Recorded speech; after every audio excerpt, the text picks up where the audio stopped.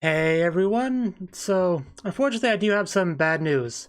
I recorded the 19th episode of Dokidoki Precure, or at least I thought I did, but something got screwed up with that, so it just doesn't exist, and that's very unfortunate because you only really get one shot at a blind reaction, so that's not gonna happen, so but I don't wanna just like have an empty spot in the playlist, so what I wanted to do is just have kind of the usual after episode discussion. I'll just redo that here, but I'm going to make it a bit better than usual just by like including something to actually look at in that direction, right? Which something I usually don't do, but for this I will do this because this is just going to be more of a pure review format, I guess. So let's just talk about the episode. So we start off with our lovely Regina over here, just kind of gazing at her wonderful crystal. And we, at this point of the audience, I mean, everyone pretty much knows that there's no more crystals in play. We have the red one she's got, and then we have the 4 that the Precures have, which is the current situation. So we knew that somebody would have to make a move, otherwise the status quo would never change. It would be most likely Regina because she has got that selfishness, right? She wants more. She likes that crystal. We don't know exactly what the crystal did to her, but she likes it a lot and she wants more. And it's only a matter of time before she goes to our Precures because that's where the other ones are.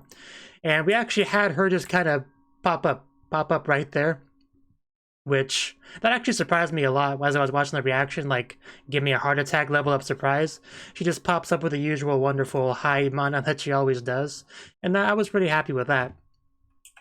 And she did not like the idea of just going over there and stealing them, although it would have been really easy to do. One thing that I did comment on is the fact that they just had them all chilling on the table, where she could just walked up and grabbed them and left, and before they even realized what happened.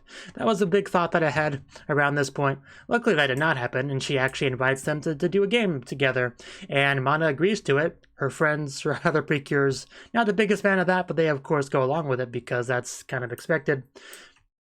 I mean, they can't just not do it after Mana agrees to it, so we all just kind of get sucked up into the purse after we have a pinky promise. And at that point, I am wondering whether or not she actually will follow through with the promise. Like in that moment, it seemed like she might be willing to, but she does have the selfish trio as with her as well, and they're obviously going to push her to do more of the selfish thing, which actually did come into play later in the episode.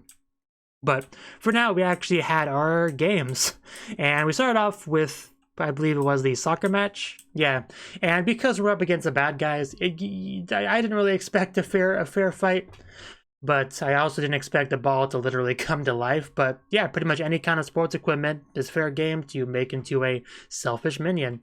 The ball just dodges left and right. The goal just stretches and brings the shutter down like it's a front entrance of a shopping district shop, right?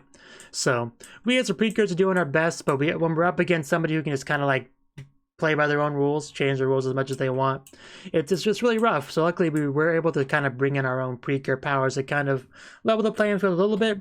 Our little baby Iwachan actually did a pretty good job too, because yeah, that was one of my favorite parts too, when they're really trying to strategize to be able to actually hit those pins that just kept dodging. We had a nice spin throw, and then we had the sword knives being thrown, and with Mana we had just the balls multiply into like a big triangle, which my mind was kind of blown at that moment because that's such an obvious solution. If they're like dodging on the lane, just fill the entire lane with more balls. Then they can't dodge it. It worked rather nicely.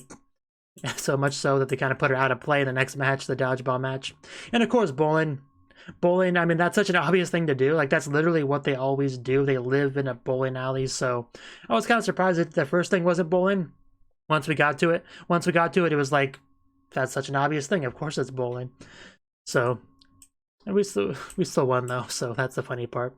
It's kind of like their home game, and we still won. That's what we won at.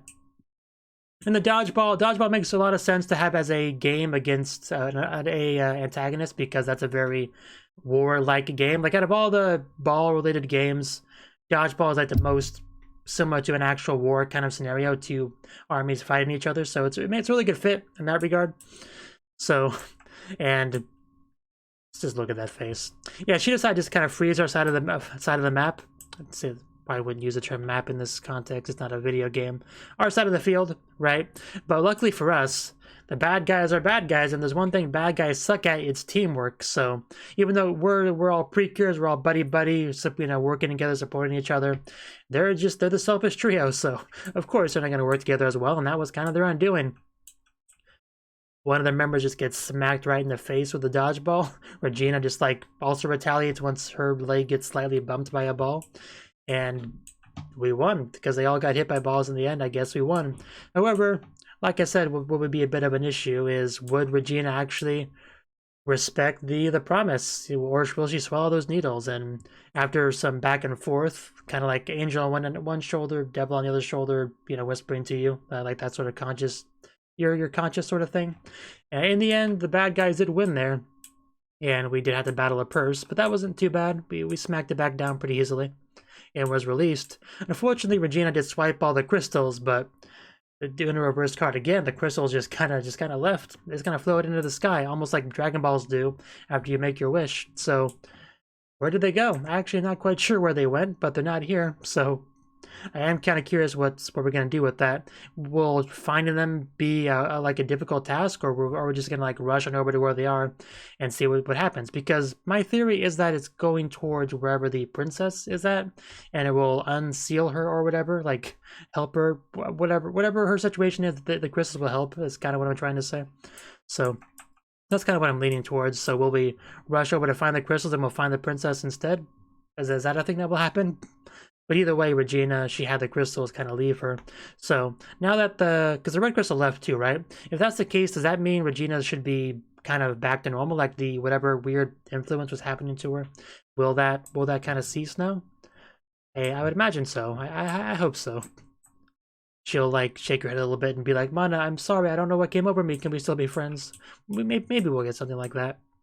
But I did quite like that. I did quite like the episode. It was such a big change from the usual sort of thing where we would take someone's heart, make it selfish, it becomes a monster, we beat it up. This time we played games with the bad guys. That's such a different sort of episode. It was pretty fun because of that.